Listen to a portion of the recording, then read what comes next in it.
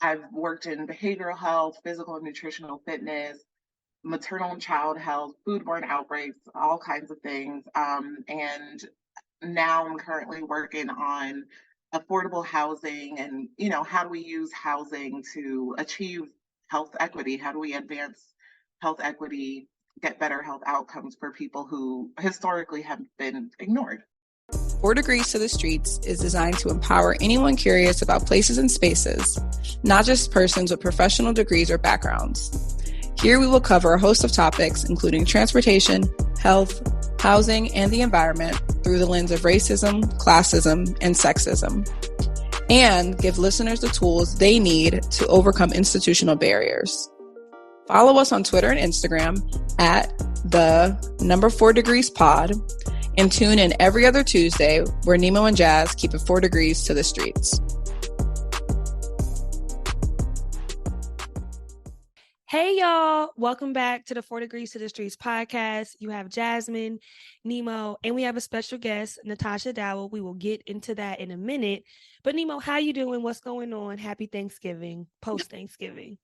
Yes, happy post-Thanksgiving. I am doing well. I can't complain. I actually started getting annoyed when people would ask me, like, how was your Thanksgiving, like on Wednesday? I'm like, let it rest. It's okay. Cyber Monday has passed. It is Giving Tuesday. Like, we can not ask me about Thanksgiving anymore. We're on to the next. But how are you?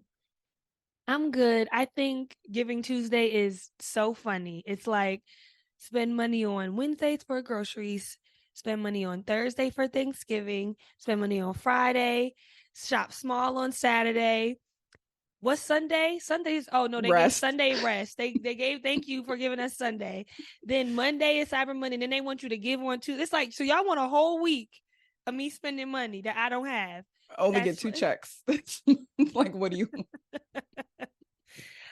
The NFL did something this year for Thanksgiving. They usually always have a game like on Thanksgiving Day, which some people watch, some people don't watch. But this year they had the first ever Black Friday game. I didn't watch it. I forgot what teams played, but I did think it was interesting because I think to me it signaled, I haven't looked up like the stats on like the number of people who shopped online versus were in the store this year, but to me it signaled that like they had enough confidence that there'd be enough people at home to watch this Friday game, which on Black Friday, when I was growing up, we was in the stores all day, like from the nighttime on Thursday to the next day.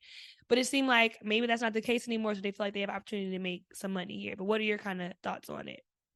Yeah, I think that would be interesting to see I feel like I don't know anybody personally who was rushing to go to anybody's mall on Friday. So I feel like they did probably get pretty good numbers, but I like the idea of, I like the willingness, I guess, for the NFL and these streaming sites or cable networks.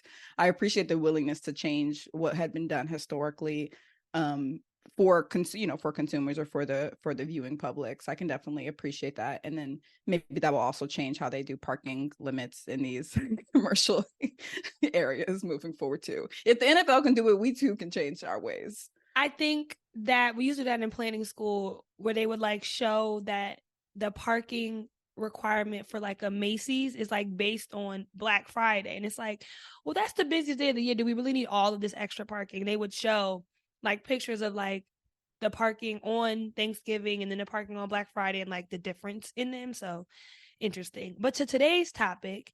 Yeah. And so for those of us who have been listening for the last few years, as we're in the early part of season 4, we covered this topic a little bit in some previous episodes. And now when you hear community development, and it, you may think of it outside of a planning space and just look at the core term of the word, you may think, okay, a community that needs to be developed, a community that's starting from somewhere that may need assistance or that may need assistance or may need some level of improvement.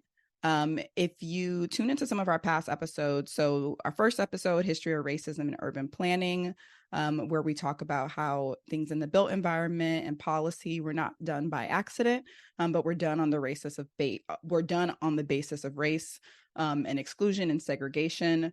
And then we also had a follow-up episode to that. I think it was the 4th episode in season 1, where we discuss policy attempts to remediate injustice. And in that episode, we covered the Fair Housing Act. We also discussed the low-income housing tax credit, which we may get into a little bit today as well, when we think about the financial side of community development. And then in season 2, we also looked at, we had an episode called Tracing the Dream, where we looked at the Civil Rights Act and some of the factors that Dr. Martin Luther King had in his vision for the U.S., and looking at a comparison of the 1960s to present day and seeing how far we've come with various socioeconomic things like income and economic opportunity, job opportunities. So I think all of those episodes would be a helpful context for the conversation that we're going to have today. To get into the conversation, I will read Natasha's bio, but just some background is that just like Nimo and I met when I was in undergrad, Natasha and I met when we were both in grad school. And so I will jump into her bio now before going into the first question. Natasha Dowell works as a loan officer at a community development financial institution in the Southeast.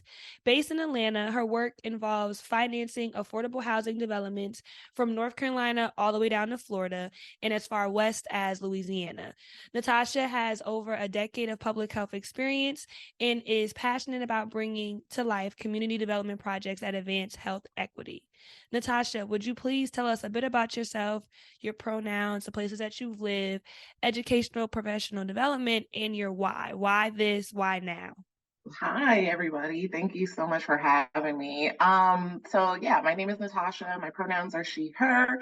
I've had the pleasure of living in a few places. So I grew up in Miami, then I moved to Gainesville, Tampa in Florida, and then lived in New Orleans for a little bit, lived in Chile for a little bit, and now I'm in Atlanta, and I've been here almost 9 years, which I love it here. My educational background, so I have a master's in public health from University of South Florida, and a master in city and regional planning from Georgia Tech, which is where I met Jasmine. And I have worked on a range of public health topics. So and the reason why I do this work is America owes Black people. America just has done us wrong.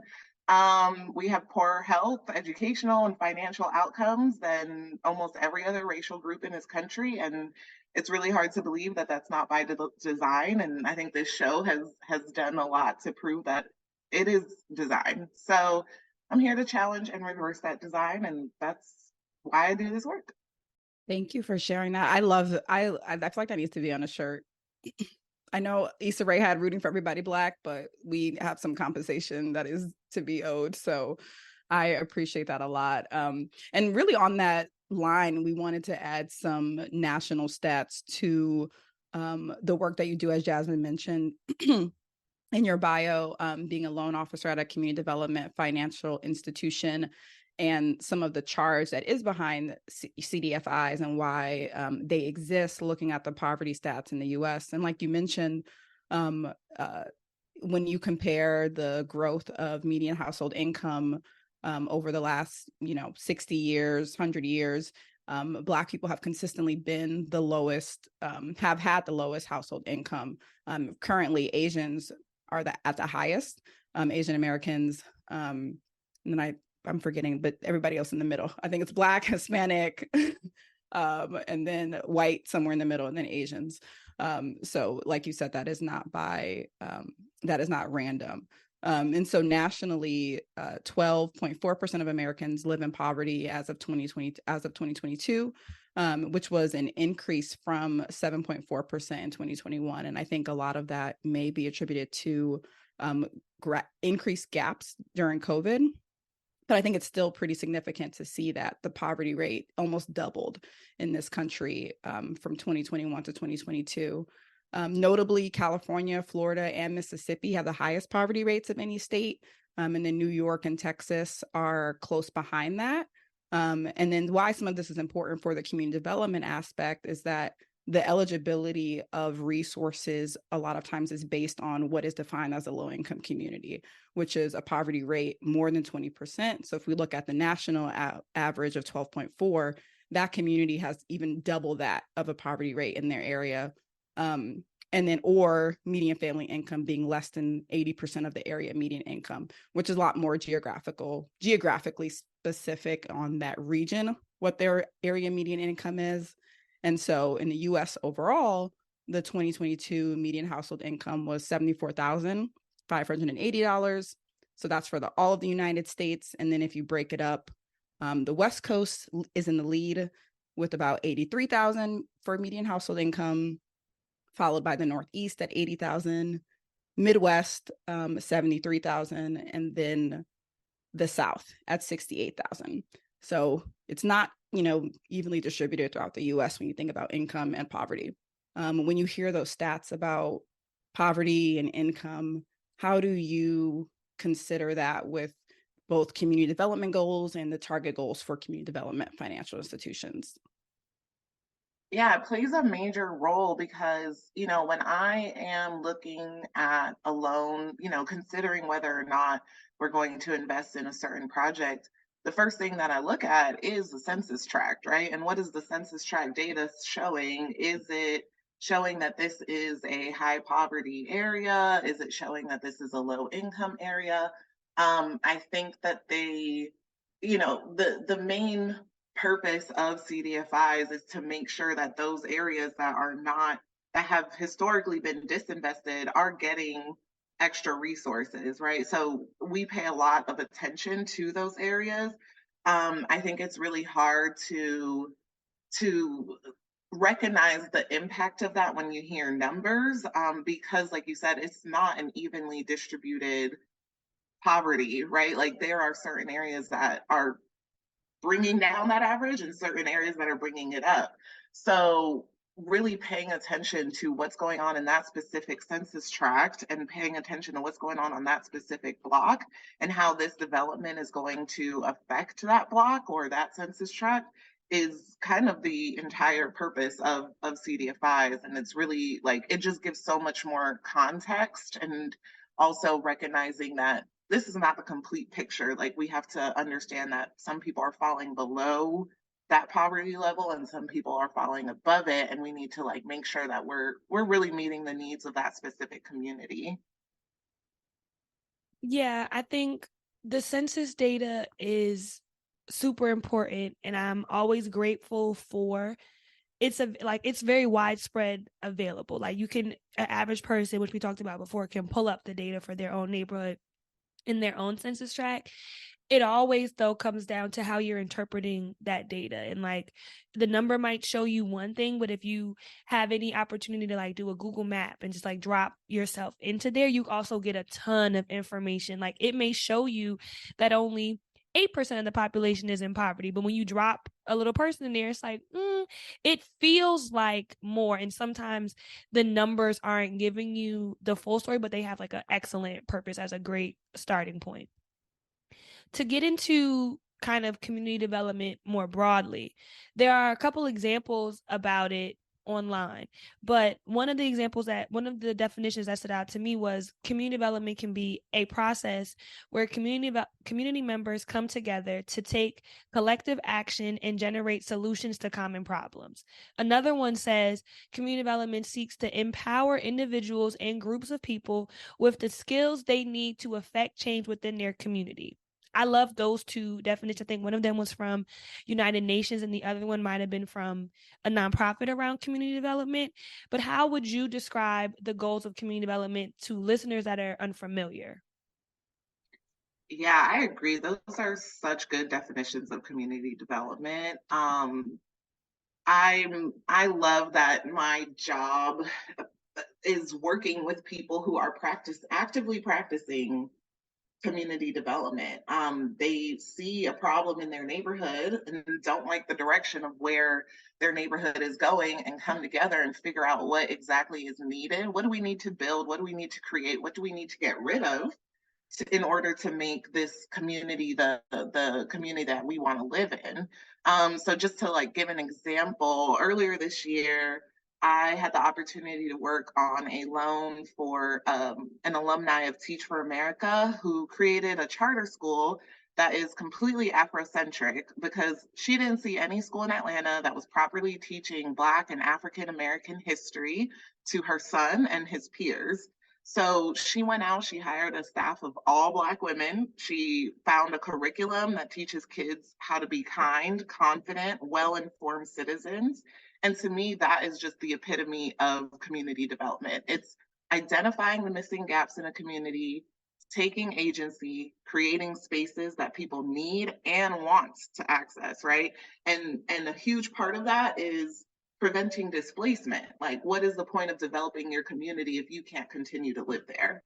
So this work definitely has to be done with a lot of partners. So, going back to that example, that teacher, she spent years surveying the neighborhood, finding consultants, sourcing funding, perfecting this curriculum. And, with all of that effort that she pulled in all those people and resources, from day one, her school was fully enrolled. It was totally full, fully staffed. And I think that's just a testament to the work and dedication that everybody put in to make that a success. Just a follow-up question, because this will get into what is a community development financial institution.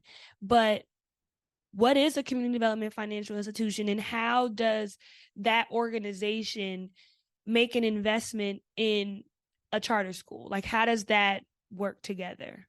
Yeah, such a good question. So, a community development financial institution, or CDFI, is an organization that kind of serves as the gap between federal investor bank funding and a community. So, a lot of the work that we do, a lot of the loans that we do are pretty, it takes kind of a special skill to underwrite those loans, and a lot of times a government agency or a traditional bank just doesn't have the time, resources, interest in underwriting those types of loans.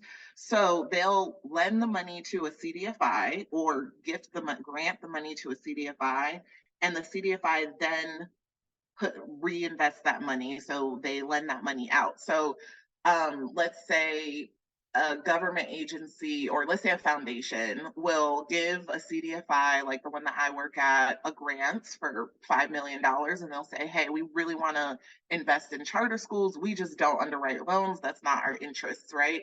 Then a charter school like the one I just talked about, they'll come to us and say, hey, I need $3 million to acquire this building, renovate it, and make it into a school. So my role at the CDFI is making sure that I'm giving a loan that is properly sized for the charter school. They're not going to go underwater trying to pay us back.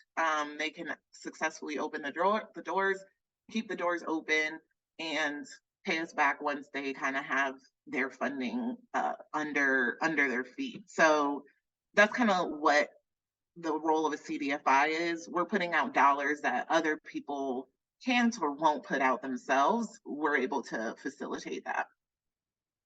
Thank you for sharing that. I think that's so. I appreciate how you said in the beginning that maybe traditional institutions do not have a specialty or the skill set to meet the information and really the care and the level of like delicacy and intentionality that's needed when thinking about the financial structure and thinking about the lending, and coming at it from a place of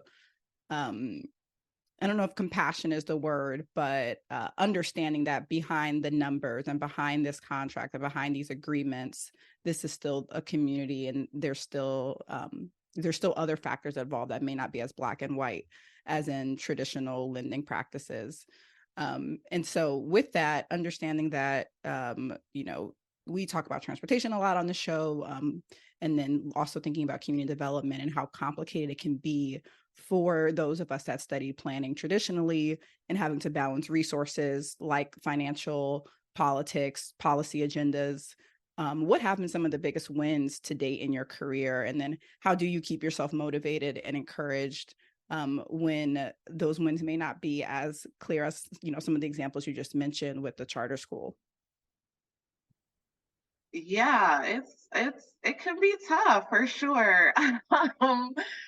I think that, I went to planning school, right? But I don't think I was very interested in being a planner because a lot of the work that a planner does, it takes 20 years to see the fruits of your labor, right? Like, you kind of always hear it's going to be you plant a tree today, but you're getting the benefits of the shade of that tree 20 years from now, right? And that's kind of how I saw planning. So I was like, I want to do something where I could see, like, I need a shorter time frame. My attention span is not that long. Like, I need a shorter time frame. So I think something that's really cool about community development, it still does take a lot of time, but kind of where I intervene, that 20 years kind of gets shortened down to 2 years, maybe 18 months, something like that. So one of the motivators for me is kind of driving around the city and seeing like,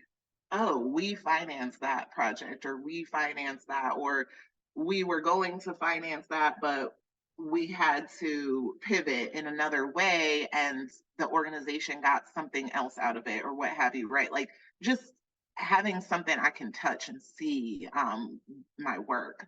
I think one of the major things, like you were saying about compassion, a lot of these, like that charter school, this is the only loan they're probably ever going to get, right? Or they might get one more commercial loan. A lot of these people are people who they're not out here being master developers. They're just trying to provide something for their community and they need some financing help with that. And I think one of the roles of CDFIs is technical assistance and making sure that we're like walking somebody through that process in a compassionate way. And it is motivating for me to get to meet people who just care about their community and just want to do something great, and like being able to help them through that is just one of my favorite things. And it's yeah, it's one of my favorite things. And I just kind of stay motivated by remembering the people that we're helping, and also just recognizing that we're doing loans that they wouldn't be able to get otherwise. And obviously loans come with strings, right? It's not it's not a gift. But I think that a lot of these people would be priced out otherwise and wouldn't be able to have access to this type of financing, and then we wouldn't have a really cool Afrocentric charter school in Atlanta, right? So just kind of remembering those outcomes really keeps me focused. I think the same will go for Nimo and I. We had an episode, 4 planners, 4 careers. Am I getting the title of that episode right? 4 careers, 4 degrees, 4 careers. Okay, listen to that episode. But we interviewed guests who also have planning degrees but are not doing traditional planning, like working in a planning office, or working even as a planning consultant.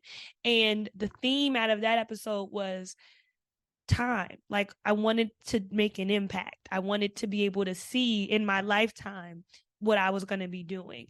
And so Nimo and I both resonate very well. It's how we both have planning degrees, but we both chose non quote unquote traditional. I think that's one of the benefits though of having a planning degree, is like, if it has a built environment component of it, it's right there for you. Like, you got it.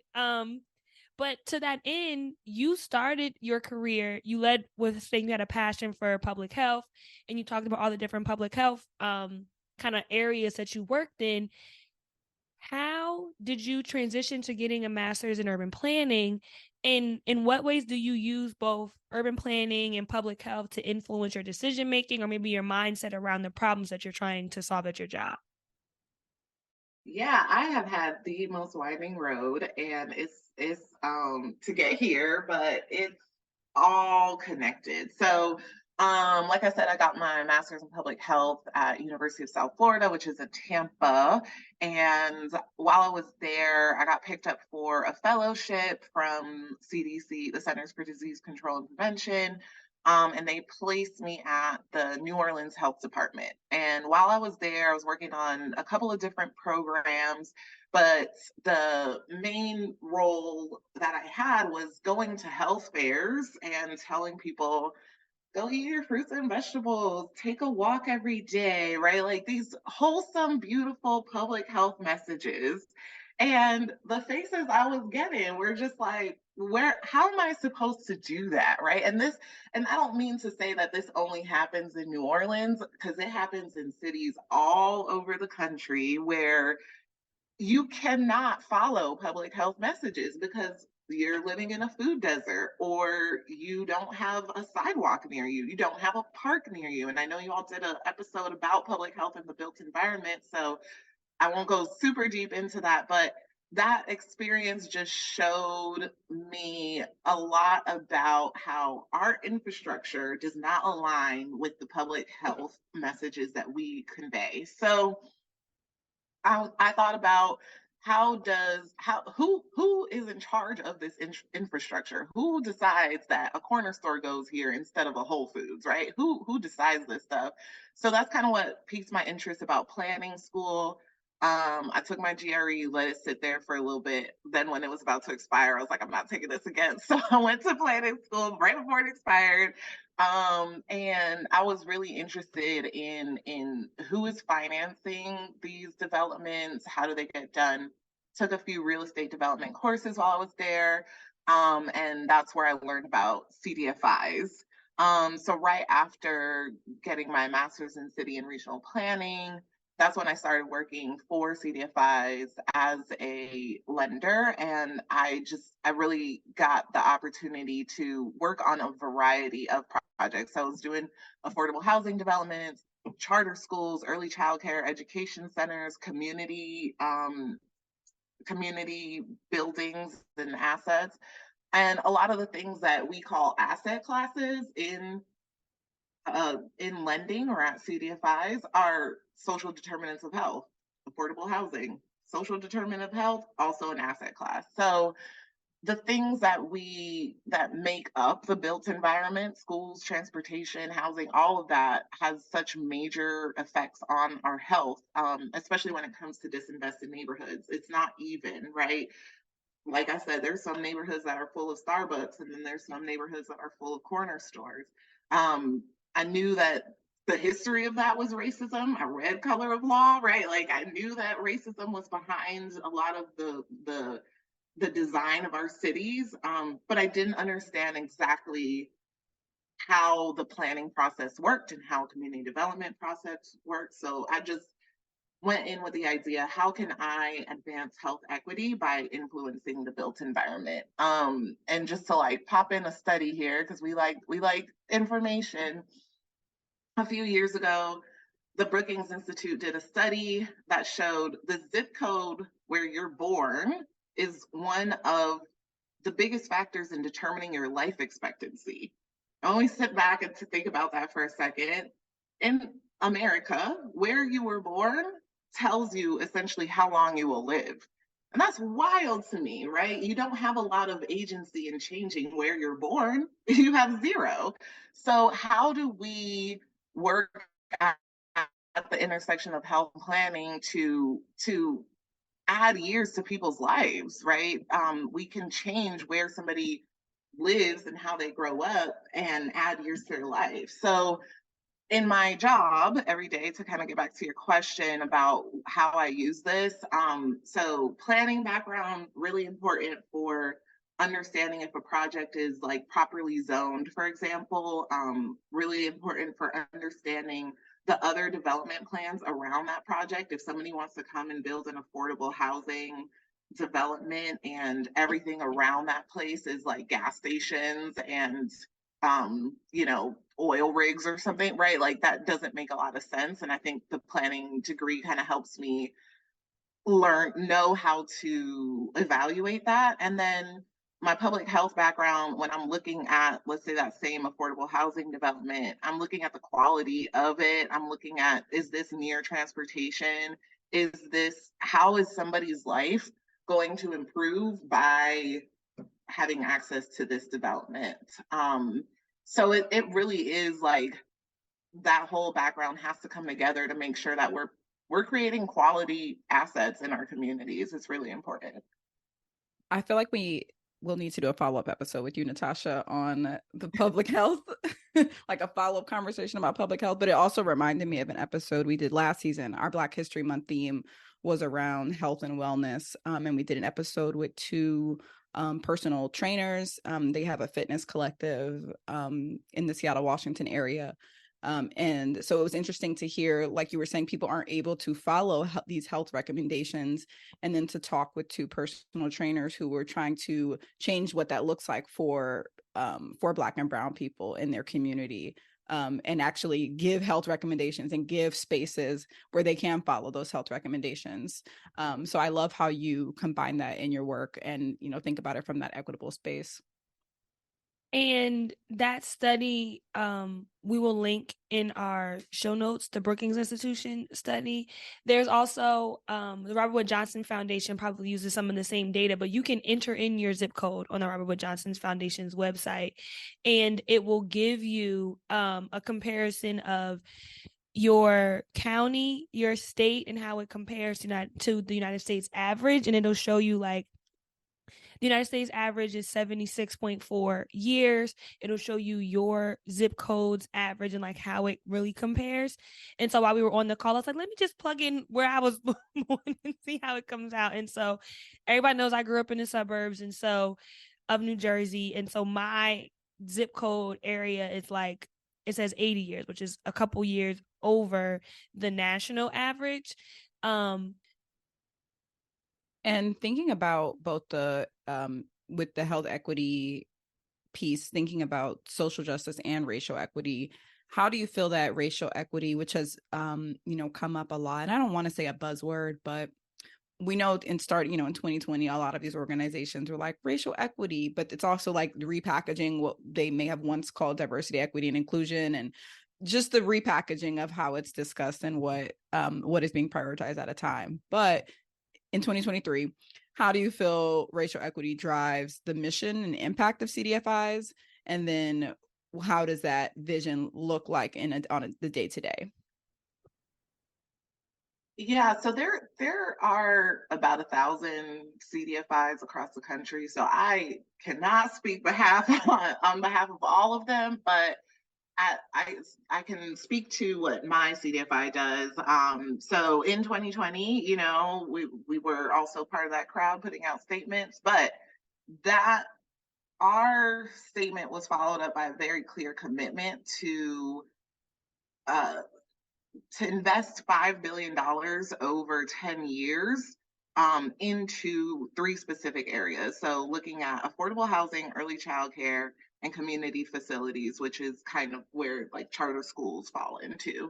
And that commitment it's on the website, it's in our email signatures, right? Like it is accountable, right? We are holding ourselves accountable because it's everywhere.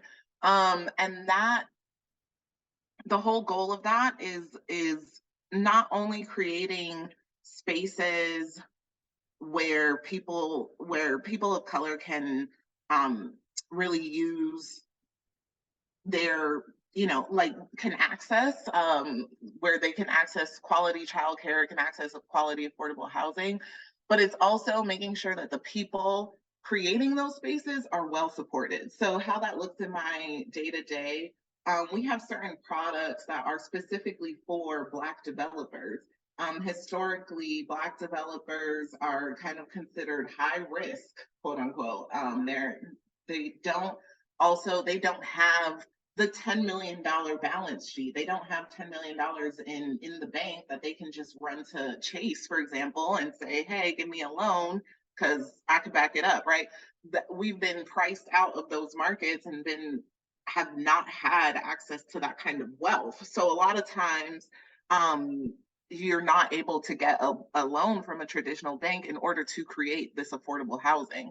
So at the organization that I'm at, there is a very strong concerted effort there are specialized products. So when I say specialized products, I mean loans with better interest rates or loans with longer terms, a little bit more flexible loans, specifically for Black developers. There's grants and flexible loans for Black women who own an early child care center. There's just a very concerted effort on Black people who are trying to create very quality assets in disinvested communities. And then a lot of, going back to kind of that compassion technical assistance, we walk through with whoever is borrowing money from us. We walk through that entire process with them and really take the time to create a loan that really fits their project and is not going to bankrupt them, right? Like, we don't want that. We want to make sure that their balance sheet is growing as well so that they can continue to do this and continue to provide these amazing assets that we need in our communities. So that's what it looks like at my organization. I think there is it's clear and evident in who we choose to work with, and how we choose to do that work is really advancing wealth for our developers who typically would not be able to access that wealth because of racism. So I just want to ask this question. So we defined CDFIs. You kind of gave us a good high level of like why they exist in the market and the role that they play in the financial market.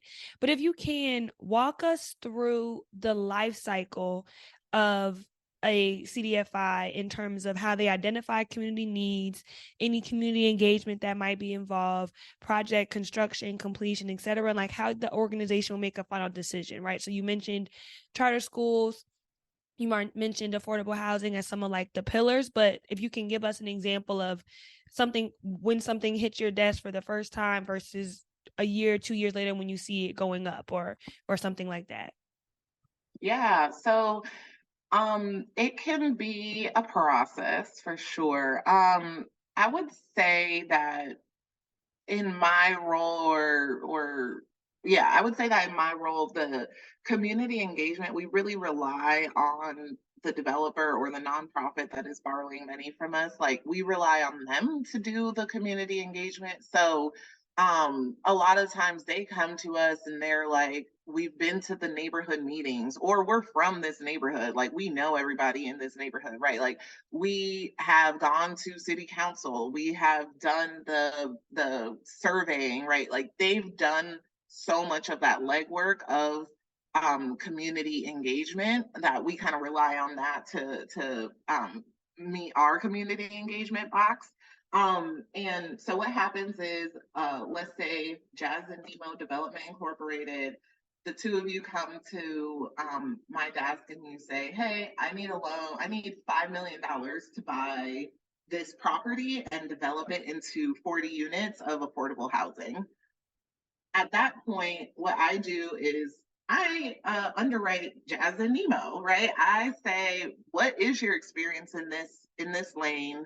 What is your financial picture looking like? What is this? Why are you doing this project, right? Are you just trying to create an affordable housing development and then you're going to sell it 2 years from now and it's not going to be affordable anymore, right? What is your purpose? What is your why? I kind of move to the project itself and I look at those 40 units, how many of them are affordable? How affordable are they? We look at area median income, and try to understand who can afford this. Is it people who currently live in that neighborhood? Are we trying to make sure that we're preventing displacement? And we use a couple of metrics to do that. And then from there is a lot of paperwork. Let's say, let's say we approve, we're really comfortable with what you're doing, and we're comfortable with the project as is.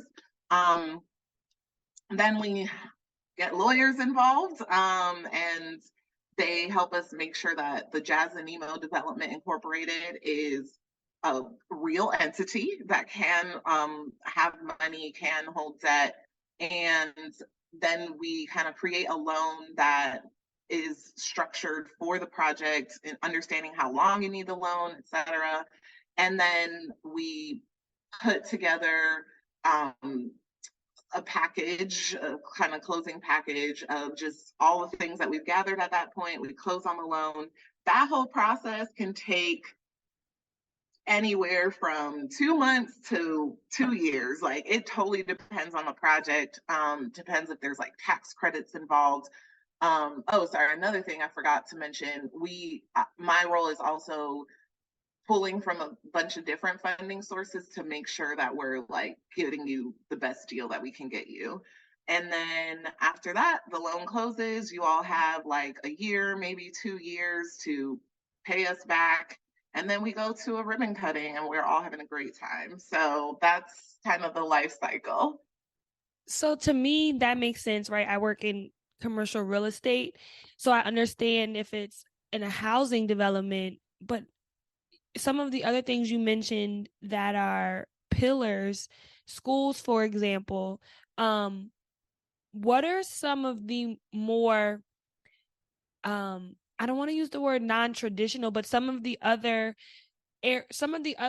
physical or non-physical things that the CDFI would invest in that would be totally outside of the realm of like a bank is not doing this. Like Chase would never touch this. What are some of those examples? Yeah, that's a good question.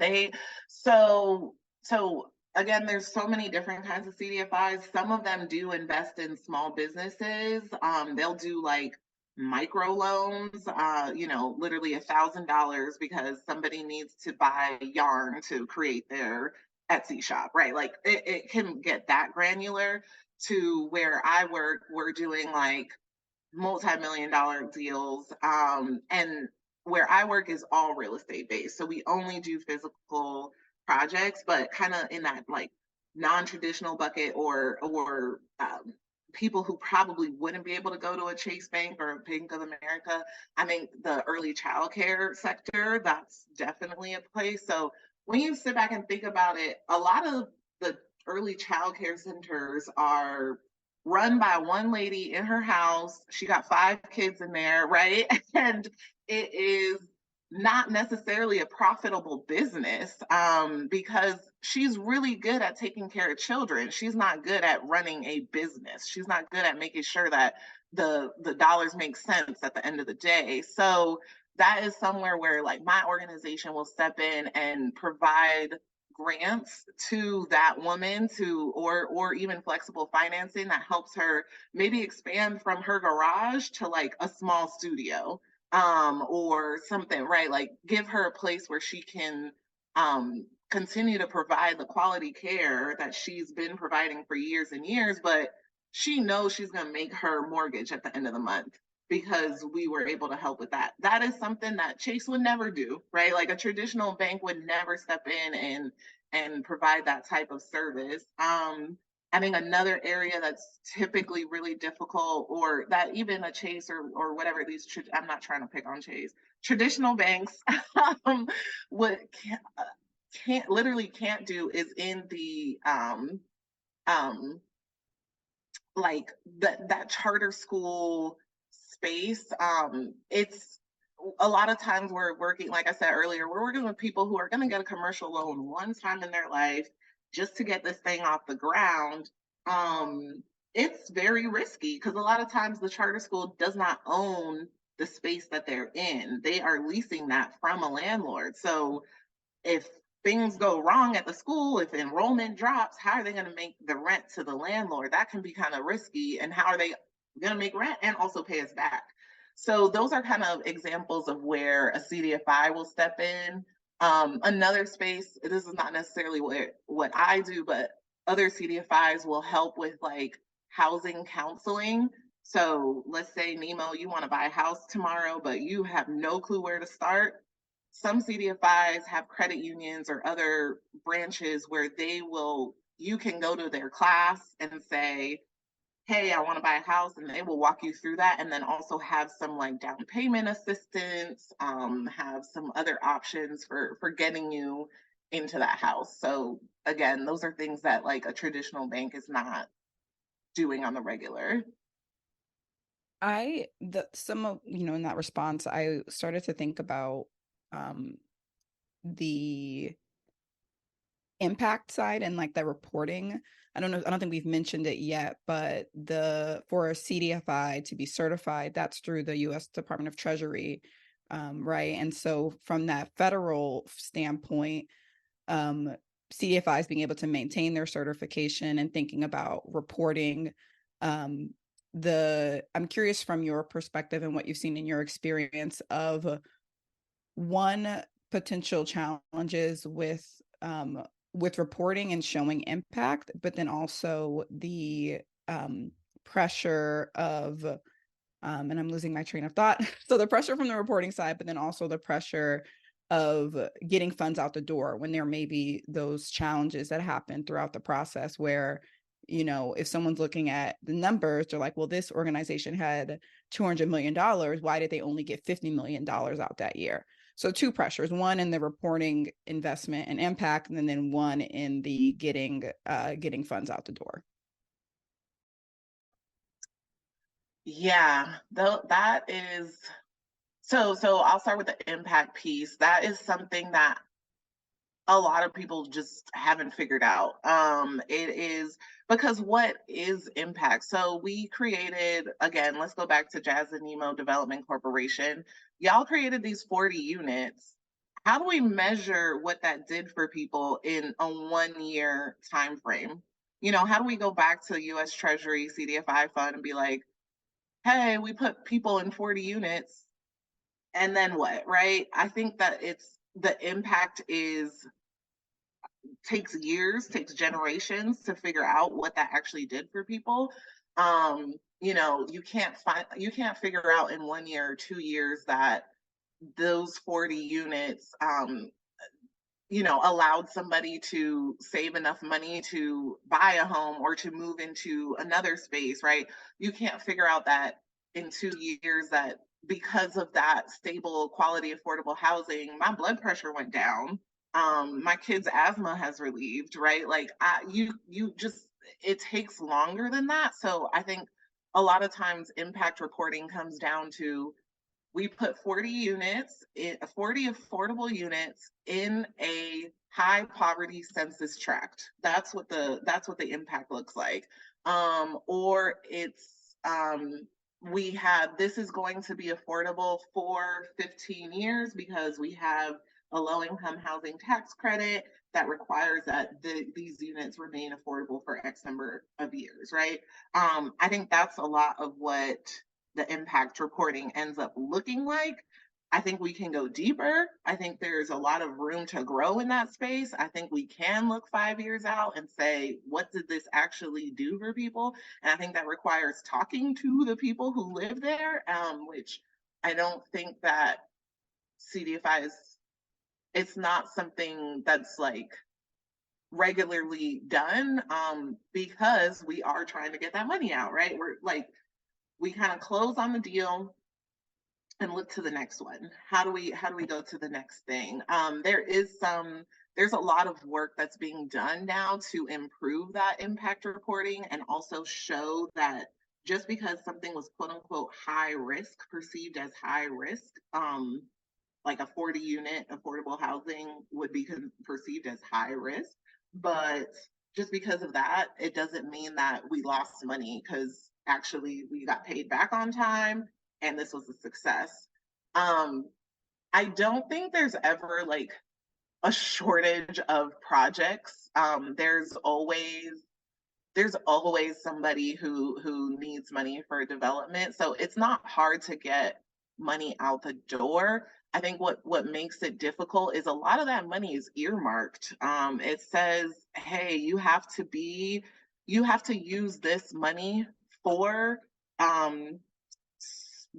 like for affordable housing that is co-located with Thai restaurants or whatever, right? Like it's very like specific earmarked money. So a lot of times that's what makes it difficult is like, okay, it has to be so there's some pots of money, for example, that like it has to be a black woman developer developing in a rural area and the max loan is $2 million and it has to be affordable at 60% of the area median income. That's like two projects in Georgia, right? Like that is it can be kind of hard when it comes to like very specific criteria. Um, but for the most part, they there's there's plenty of work to be done and plenty of projects that need financing help. It's just kind of putting that like very specific rural money together with some more general money and like making that project come together and making it work. That's what I would say kind of about like getting that money out the door. No, that's a great point because as you were talking about the sources of where a CDFI would get capital, that was my first thought was like, well, usually when people give you money, they want to know, they have very specific ways that they want it to be allocated. And I was going to ask if you considered that to be at all a challenge in the work that you do. Sometimes, but for the most part, so I don't know if I said it explicitly, but CDFIs get money from banks, from the federal government, from individual investors, and from foundations. Those are kind of like the four big buckets. And then there's like other kind of smaller sources, but a lot of that there are definitely sources of funding that they're like, because you're a CDFI, we trust you're going to put it in the right place. And they don't have those restrictions. Sometimes that's a little bit more expensive money, like meaning there's higher interest rates on that versus like a Robert Wood Johnson Foundation, for example, giving us money to work in a specific neighborhood. That might be a little cheaper, but then there's specific, we got to stay in that neighborhood. So it's just about blending. A lot of times it ends up being blending that stuff together. The there are times where we're like, "Ooh, we had 3 years to spend this money. We have $50 million left. We got to get it out the door," right? And that has happened, but a lot of times we'll get like extensions, or we just kind of spend a little bit more time looking at that neighborhood and seeing what's needed. Thank you for that. That was really helpful to get kind of the context of, what happens after. You took us through the life cycle of a project, but then what may happen after, and then also what CDFIs are doing now to improve that deeper look into what happens, not just a year after a project is completed, but, so many years after, and even the generational piece of a change made to a built environment or a project today can take a long time to see, and just being realistic with that impact and that it doesn't happen overnight. So our last question for you, Natasha, in your opinion, what are the biggest problems facing cities and what are some potential solutions? This is like my favorite question because we got some work to do. So I think the two biggest problems for me, based on what I see and what I experience, is this housing crisis. There is such a shortage of affordable housing, and I don't mean like 20 affordable at 20% AMI. I mean affordable to the average millennial or the average Gen Z person. The average person just starting off their life cannot find somewhere to live, for a price that they can actually afford and also want to eat for the month, right? I think that is the biggest problem we're facing, which ties into the second problem that I think is huge, is income inequality. Atlanta was recently ranked as the most unequal city in the nation when it comes to income.